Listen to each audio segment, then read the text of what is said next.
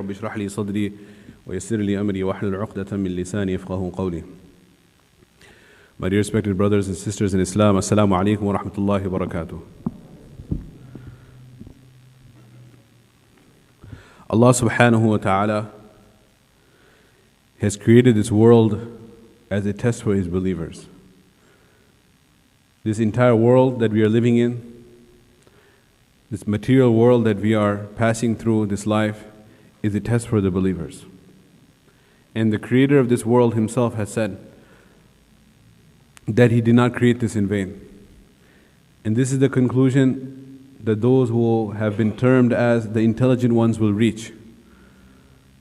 إِنَّ فِي خَلْقِ السَّمَاوَاتِ وَالْأَرْضِ وَاخْتِلَافِ اللَّيْلِ وَالنَّهَارِ لَآيَاتٍ لِأُولِي الْأَلْبَابِ. Indeed, in the creation of the heavens and the earth, and in the change of the night into day and day into night, there are indeed signs for those who have intelligence.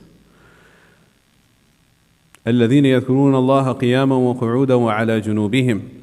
There are those who remember Allah subhanahu wa ta'ala standing, sitting and reclining, meaning in all conditions. وَيَتَفَكَّرُونَ فِي خَلْقِ السَّمَاوَاتِ وَالْأَرْضِ. And they ponder and reflect over the creation of the heavens and the earth. And upon reflection, the conclusion they reach, they say, Subhanaka.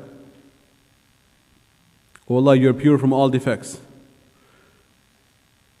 رَبَّنَا مَا خَلَقْتَ هَذَا بَاطِلًا سُبْحَانَكَ فَقِنَا عَذَابَ النَّارِ. O our Lord, you have not created this dunya in vain, this world with no purpose. You have not created the batilan without any purpose. You are pure from all defects. Subhanak. This would be a major defect. So we ask you to save us from the adhab of the fire of Jahannam. So this dunya is a test that we are all going through, these material means around us. And this is known as a Darul Asbab, a world of means.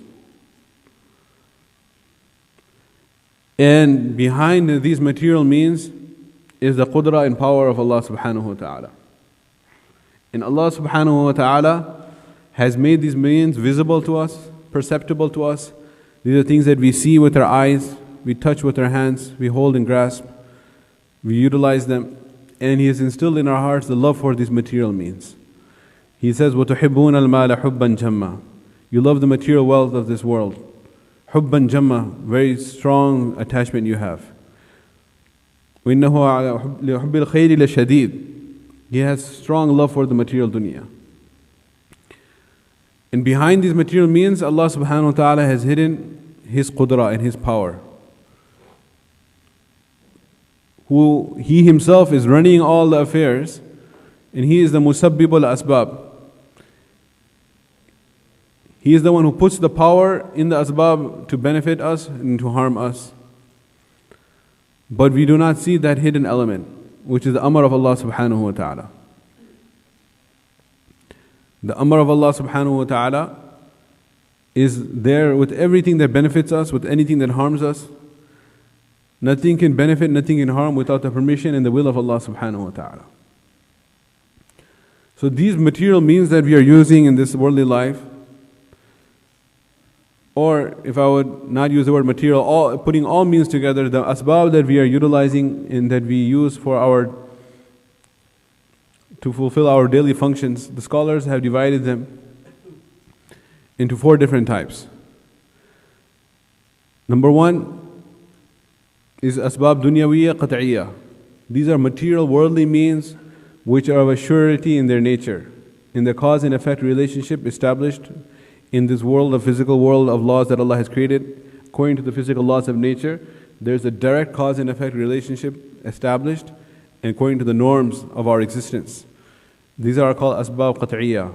For example, is food for life.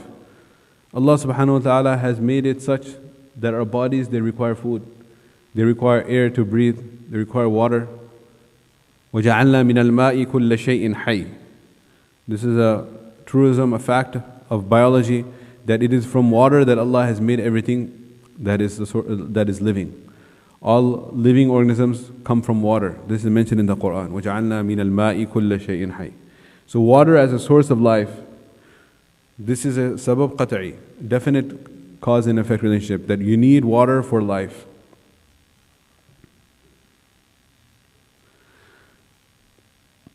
And when we say that this is a definite means for sustaining life, then it has implications with respect to fiqh ahkam and rulings. So much so that if a person, he does not drink water and he chooses to abstain from drinking water or eating food and he ends up dying, then this person ya'tham, this person will be a sinner. كَقَاتِلِ نَفْسِهِ, and he will be like a person who has killed himself. He will get the sin of suicide because he abstained from that which was made as a sabab by Allah subhanahu wa ta'ala to sustain life.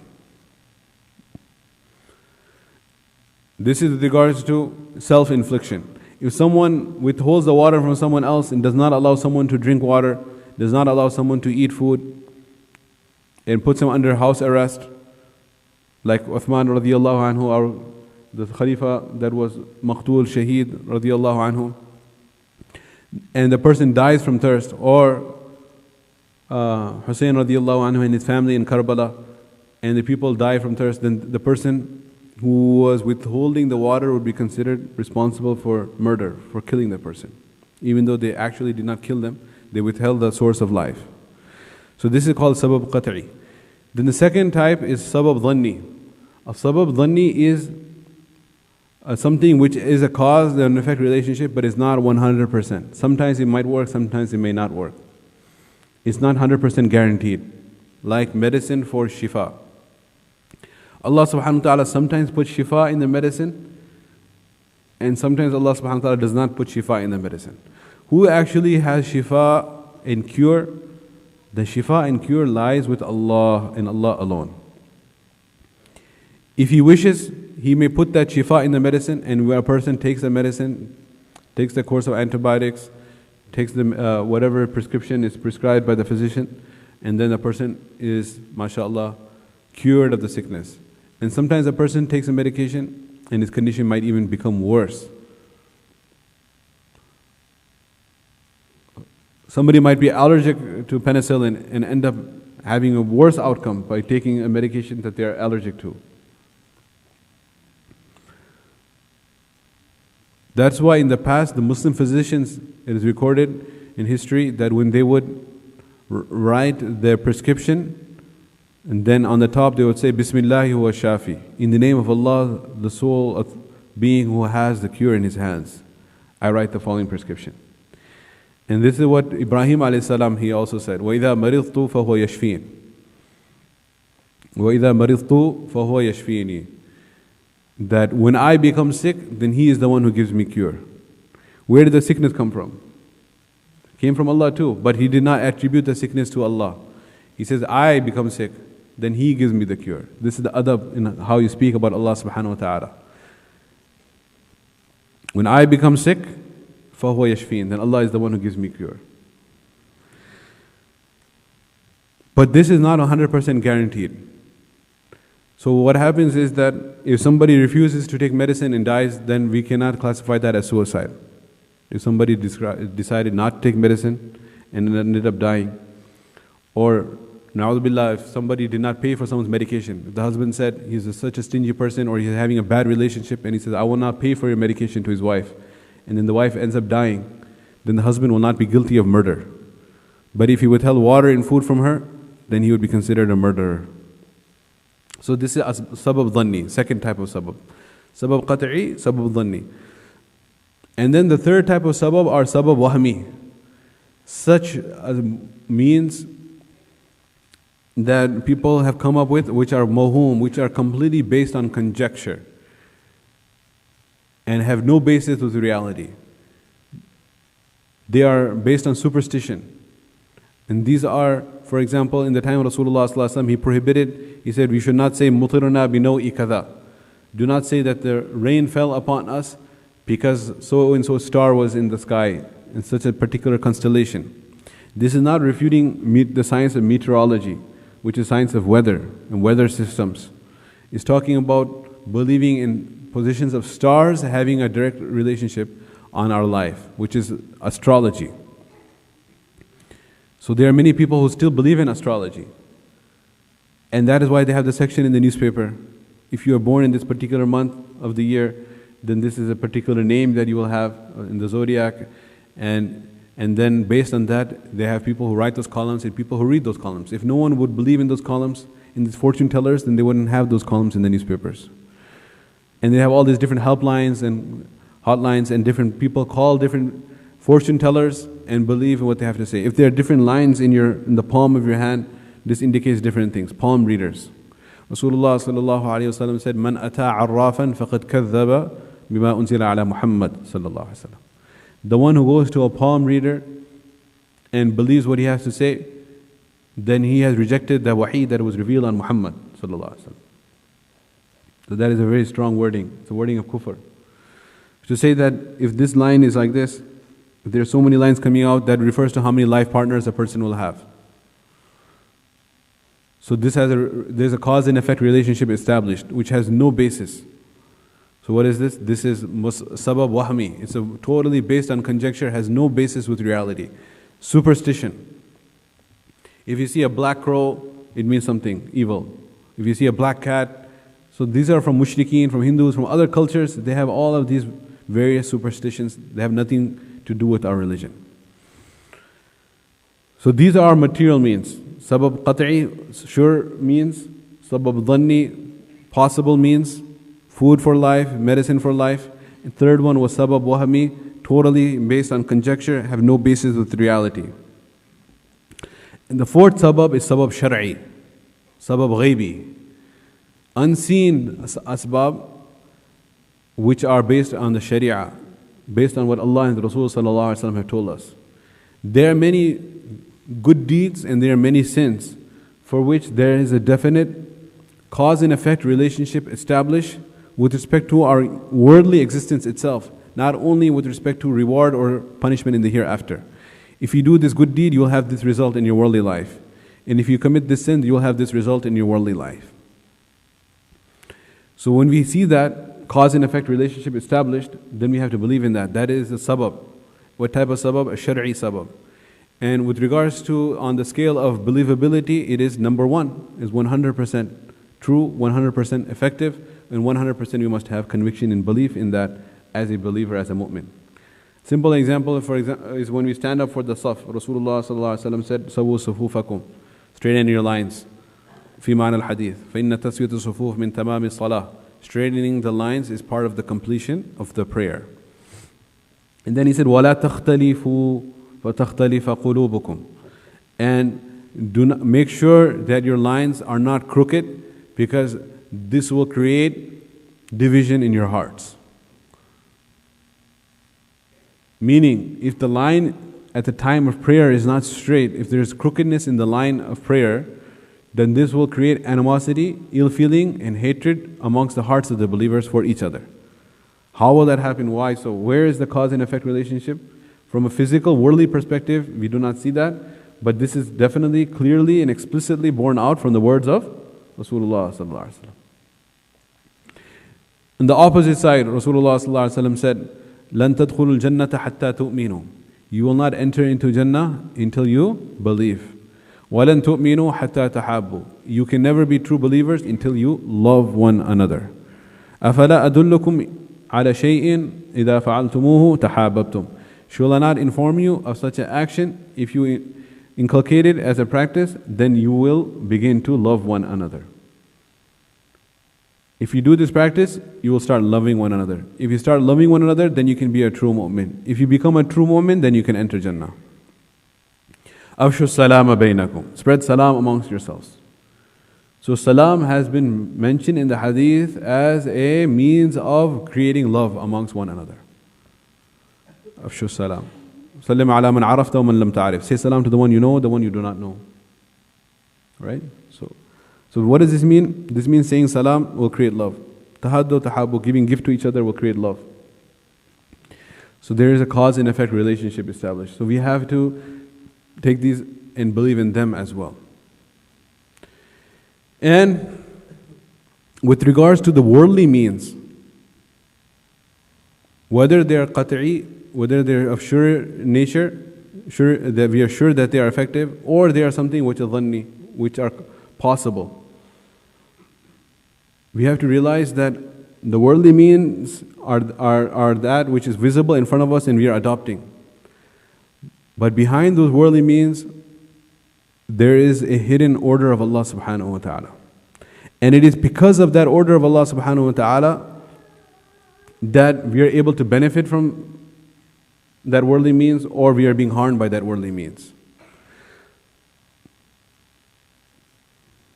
If the order of Allah subhanahu wa ta'ala is taken away, then that worldly means by itself can neither benefit us, can neither harm us. So, somebody could have a valid question that what is the point of this entire discussion? The person who believes that there is an amr of Allah, when he's thirsty, he's going to drink water. The person who does not believe that there is an amr of Allah, see, water quenches thirst. This is a sabab qatri. This is 100% foolproof physical means that water does quench thirst. If you stop someone's water, you'll be guilty of murdering that person. If you stop drinking water, you'll be guilty of committing suicide. So water as a source of life is something which is a physical means that's 100% definite.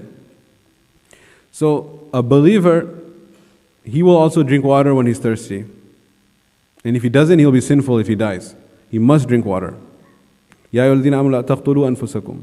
Or do not kill yourself. Killing oneself is haram. It's for us to sustain your life as an amana from Allah subhanahu wa ta'ala. So the believer is drinking water and the disbeliever is also drinking water. One believes the water itself quenches my thirst. The other one believes that the water cannot quench my thirst without the permission of Allah. So what is the practical difference? Likewise, a disbeliever, he abstains from fire. Why does he abstain from fire? He doesn't jump into a fire. The reason he does not jump into the fire is because the fire will kill him. And he believes fire as a worldly means will harm him, will take away his life, will burn him. And the believer also does not jump into a fire. But the true believer doesn't believe that the fire by itself can harm him. All the ghayrullah, anything in existence besides Allah subhanahu wa ta'ala, can neither benefit nor harm without the permission of Allah. But the permission of Allah is always there with the fire. It's always there. It's not separated. Whenever there's fire, the permission of Allah that the fire should harm you, the order of Allah that the fire should harm you is always attached with it. So where does it make a practical difference? The practical difference comes, is when the order of Allah subhanahu wa ta'ala, command of Allah subhanahu wa ta'ala comes on one side, and on the other side we have the worldly means, and there's a clash. If there's a clash, like right now is the time for Jummah. If the time for Jummah and a person has a store and he has a line of customers waiting to purchase items from him and make him money, and he could have a great profit if he serves all of these customers. Maybe he did not have customers the entire week. Right now, when the adhan of Jummah is going, all the customers came into his shop. So now this is a test of faith. So the one who believes that the worldly means, they are the end all, and the source of my risk and my provision is in these worldly means. When the adhan of Jummah is being called, it is a no-brainer for him. It does not make material sense, logical sense for him to abandon all these potential customers and go to the masjid where there are no customers, because he will lose out on all this benefit. Whereas the one who believes that material means cannot benefit me, cannot harm me, unless the amr of Allah is associated with them. Unless Allah subhanahu wa ta'ala puts a command for me to have barakah in my rizq, I cannot have barakah without the order of Allah subhanahu wa ta'ala. And Allah subhanahu wa ta'ala has made a very, very clear command in the Quran.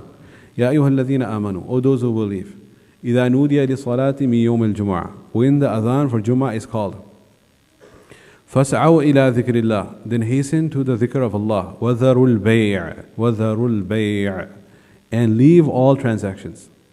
Leave buying and selling. No, but what about these customers? I need money. Yeah, but Allah, the one who told me that وَذَرُوا الْبَيْعَ, I will gain benefit in my rizq and I'll have barakah in my provision, and I'll be able to benefit from that income if the permission of Allah is there. And without the permission of Allah subhanahu wa ta'ala, I might, in a quantifiable sense, have more money, but there will be no benefit for me in that money. So that person who believes in the amr of Allah subhanahu wa ta'ala and is not a slave of the material sabab will be able to sacrifice the material sabab and say labbaik and close the shop in the face of the customers and come to the house of Allah subhanahu wa ta'ala. Allah subhanahu wa ta'ala works with the material means when He chooses. and he can work without the material means when he chooses, and he can work against the material means when he chooses. We talked about food as a source of life, we talked about fire as something that harms. Allah subhanahu wa ta'ala gives examples in the Quran to show this same point. That we just had the retreat on Surah Al-Kahf. Allah subhanahu wa ta'ala gives the example of the Ashab al-Kahf. أَمْ حَسِبْتَ أَنَّ أَصْحَابَ الْكَهْفِ وَالرَّقِيمِ كَانُوا مِنْ آيَاتِنَا عَجَبًا. Do you think it was a very strange sign of my qudra? It's nothing strange for me at all. It's very easy. These young men who wanted to preserve their iman, لَبِثُوا فِي كَهْفِهِمْ 300 سِنِينَ. They lived in their cave for 309 years. وَازْدَادُوا تِسْعًا. And how did they continue to remain alive? Were they eating food? No. Were they drinking? No. Without food, without drink, their life was sustained. So the sabab is not there, but the amr is there. Normally in our worldly existence, the sabab and amr are going together. Therefore, it's difficult for us to ascertain if what's happening, is it happening because of the sabab or happening because of the amr. So if you want to do a true test, we separate the sabab and the amr. Look at both of them by themselves. Over here we have the amr of Allah, the order of Allah, that their life should continue. And the sabab, the means of existence of life, is not present, yet they are living without the worldly means. That means, what does that tell us? It tells us that the amr by itself is effective. On the other hand, we have the worldly means. قُلْنَا يَا نَارُ كُونِي بَرْدًا وَسَلَامًا عَلَىٰ إِبْرَاهِيمَ. Ibrahim alayhi salam was thrown into the fire. Ibrahim alayhi salam was thrown into fire by Nimrud. The fire is burning. We know from the historical reports that it was such a massive fire that the wood was collected for weeks at an end, and a massive bonfire was created. It was so big by Nimrud, the king, that birds that were flying over it would roast and fall down. That's what it comes in historical narrations, quote unquote historical narrations. Wallahu a'lam. And it was so hot, the blaze, they could not bring Ibrahim alayhi salam close to the fire. They had to fling him into it with a catapult. They built a whole catapult to project him and fling him into the fire from a distance. So fire, which is a means of destruction of life, the means is present there. But the order of Allah for that fire to burn was removed. So what did the fire do? When Ibrahim a.s. came out, it burned the rope that was tying his arms, tying his feet, but it did not burn a hair of his body. He remained there in the fire for 40 days. And when he was finally taken out, he said, these were the most enjoyable days of my earthly existence. So if you just take these two examples, the Ashab al-Kahf and the story of Ibrahim. In one example, the physical mean is there, in full force the fire is burning. But if the order of Allah is not there, the fire cannot help, cannot benefit, or cannot harm, cannot do its intended effect. Whereas these people are surviving without food. So we are compelled to come to the conclusion that when we have the amr with the sabab, when you have the order of Allah with the means, together we find them effective. It's not the sabab that's doing anything, but rather it is the order of Allah subhanahu wa ta'ala that is attached with the sabab. It just so happens that it's attached most of the time. But if Allah wants to, He can detach it any time. Then Ibrahim alayhi salam is striving so hard with the strength of 40 men to slaughter his son Ismail alayhi salam with that knife. It's just not cutting the throat of Ismail alayhi salam. It's not working, it's not cutting. And Khalid bin Walid is swallowing the poison from the Roman spy, which was meant to poison the entire water supply of the Muslim army in its concentrated form, which would have diluted, if it was diluted with the entire water supply, would have caused death to the entire army. He drinks the whole concentrated concentrated poison, and he says, Bismillah alladhi la yadurru ma'a ismihi shay'un fil ardi wa la fis sama' wa huwa as-sami'ul 'alim. When he catches that spy, Khalid bin Walid, the general, radiyallahu anhu, the Sayfullah, the sword of Allah, he says, I say in the name of that Allah, that when His name is taken with conviction, then nothing in the heavens or the earth can harm in the least. Bismillah, in the name of that Allah. La yadurru ma'asmihi, that when His name is taken, nothing can harm. Shay'un, nothing, nakira, anything. Fil ardi wa la fis sama, neither in the heavens nor the earth. Wa huwa sami'ul 'alim, He is hearing my words, He knows my condition. Sami'un bi aqwali, 'alimun bi hali. So, nothing happened to him because he had that level of conviction. Ana 'inda dhanni 'abdi bi. I treat my slave depending on his conviction in me. If you don't have the level of conviction, don't try it. So, this is the meaning, this is the height of Iman. When a person reaches this level of Iman, then he reaches that level that Rasulullah ﷺ was teaching a young boy, Abdullah bin Abbas, radiyallahu anhu. Ya bunayya, ya ghulaym, oh dear boy. وَعَلَمْ أَنَّ الْإِنسَ وَالْجِنَّ. Know if all the human beings in the world and all the jinn of the world together, لَوْ اجْتَمَعَتْ, they all agree together and come together. All the humans of the world and all the jinn of the world. We have heard this how many times? Numerous times. I myself from this podium have mentioned this hadith multiple times. But let us examine it once again, deeper, and try to understand the significance of the words of Rasulullah sallallahu alaihi wasallam. وَعَلَمْ أَنَّ الْإِنسَ وَالْجِنَّ. Know that if all the human beings of the world and all the jinn of the world, they gather together, عَلَىٰ أَن يَنْفَعُوكَ بِشَيْءٍ, to benefit you in the least. لَا يَنْفَعُوكَ, they cannot benefit you at all. So negation of the entire makhluk in creation. إِلَّا مَا قَدْ كَتَبَهُ اللَّهُ لَكَ, except for that which Allah decrees. وَلَوْ اجْتَمَعَتْ, and if they all gather together, عَلَىٰ أَن يَضُرُّوكَ بِشَيْءٍ, to harm you in the least, لَا يَضُرُّوكَ إِلَّا بِشَيْءٍ, they cannot harm you in the least, إِلَّا بِمَا قَدْ كَتَبَ اللَّهُ عَلَيْكَ, except for that which Allah has decreed for you.